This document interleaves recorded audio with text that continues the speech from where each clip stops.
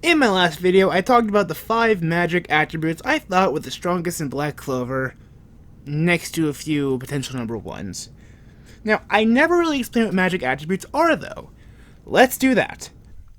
Get ready for a lore lesson from Black Clover. I cannot sound more enthused than that. So in the simplest terms, a magic attribute is the form a person's mana takes naturally. This is specifically about people, not mana in nature as a concept.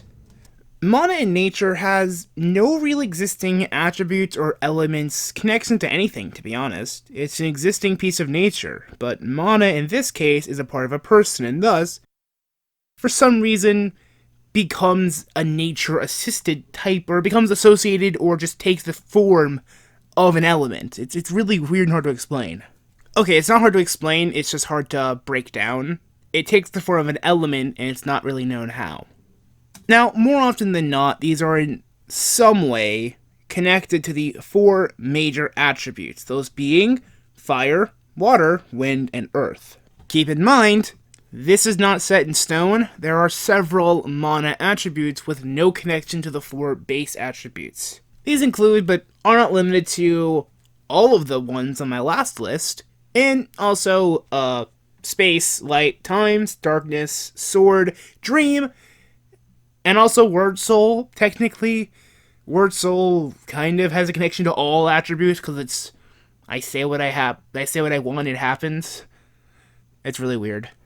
Now, since a majority of them are connected to one of the base attributes, if a base attribute has an ability, such as wind magic sensing mana, the abilities with a connection to wind magic, such as lightning or smoke, also can sense mana. The most common spell application is to say magic types, and it's almost always done by mages. Now, magic types could have its entire own video, and I'll probably do that later, but essentially, if you've ever seen a mage in Black Clover say, blank creation magic, blank restorative magic or healing magic, blank restraining magic, that's what a magic type is. It's really not uncommon to see certain mages specialize in varying magic types. Yuno and Noelle both make heavy use out of creation magic. Creation magic is basically turning something or shaping it into, well, something else. For example, wind creation magic, towering tornadoes makes tornadoes. Water creation magic, Sea Dragon's Roar, makes a giant fucking dragon. Again, these are very wide, varied types. I can make my own video on them, and I'm probably going to do that. So, for now, let's move on. Some magic attributes have, like I said before, connections to the elements of mana, but are not a part of them. A prime example of this is painting magic. Paint magic, as an attribute, can make up any element it wants. In the fight against Yuno and other mages in the Magic Knight exams, you see Rill using multiple different magic elements, including fire and ice. Stuff he has no actual connection to, aside from the fact his colors associate with them. And speaking of this fight with Yuno, I should probably bring up spirit magic, which I mentioned in the last video as a rival power. Technically not what it is, but the way it's used in the series, it pretty much is. Spirits are essentially the manifestation of the 4 base elements, that meaning fire, wind, earth, and water. Spirits are basically really powerful variants of their elements and the physical manifestation of the elements. They also have some degree of will of their own. They actually have full free will, and all of them have the ability to work with whoever they want, as long as they have their magic type. Salamander has worked with 4 mages before ending on Fuegoleon Vermilion, the fucking Chad. Sylph has worked with Yuno and has become his official partner, and Undine works with Lolopecta, the Queen of the Heart Kingdom. And I think that if she ever worked with Noelle, Noelle would go from amazing to fucking god tier. Yeah, I said it, fight me. Spirits are incredibly powerful. I cannot stress that enough. Using just purely Spirit Dive, Yuno went from pretty strong to fighting one of the captains. True, the captain was holding back, but still, I think the fact he could put up a fight with him says a lot. A single untrained use of Spirit Dive matched one of his most powerful spells, and managed to completely destroy an entire mountain. Spirits also give access to very unique spells inherently connected to said spirits. The most known example of this is Yuno's Spirit Storm. Spirit Storm is no joke, and it's able to completely obliterate weaker mages, and when used by a trained Yuno, could match Dark Elves. Dark Elves with Dark Light magic, that's no joke. Like, Patri at that point was one of his strongest forms. However, not even requiring Spirit unique spells, just using Spirit amped spells is enough to completely obliterate smaller and weaker mages and their spells.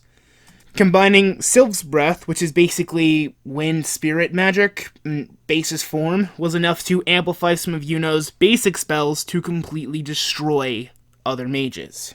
They also can apparently assist their mages, as after losing his arm and then the salamander joining with Flagoleon, regrew him an arm made of fire mana. It was so badass, I cannot put it into words. Spirits also apparently have the potential to match devils, which is something I never knew about, but it apparently can. Yuno, through using Spirit of Zephyr, was able to apparently obliterate the more powerful spells of the word devil. Zephyr is probably one of the coolest spells Yuno has, like low-key. Before we go, I should probably mention the fact that most mages have some type of heretical connection to their magic attribute. Some are rather obvious and direct, others are pretty weird. So the Vermilion siblings, Leopold, Flagoleon, and Merlona all have access to fire magic. Pretty basic stuff. Though, his cousin, Leopold's cousin, which, Mimosa, she has access to plant magic, and her older brother Kirk has access to cherry blossom magic. Kind of an obvious one-to-one, though the Silva family have kind of a weird connection to it. Okay, so Noelle's mother, Aesir, has steel magic, a metal magic. Okay, pretty straightforward. Her son has mercury magic. Okay, again, pretty straightforward. But then the other children have water-style magic. Why? Like, mercury is one thing, that's a liquid-esque metal, I know that much, but why do they have direct water instead of some kind of a metal?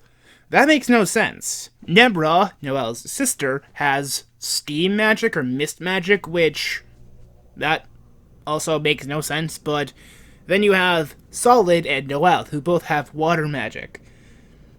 It makes no sense. It really doesn't, and I don't really get how that works, because unless it's something like the metal slowly transformed to water over time through mercury, like, their father may play a factor in it. We don't know anything about their father, but God, I don't get it. I really don't get it. Unless, no, I still don't get it. I don't get it. It makes no sense. I'm not complaining. It just is. It's weird. Sorry, tangent over. Okay. With that said, that should be everything. Please like, comment, subscribe, click the bell notification, and I'll see you next time with more Black Clover anime lore video stuff. I'm probably going to start doing more anime lore besides Black Clover, but I really like Black Clover, so I'm probably going to do a bit more on Black Clover. See you next time!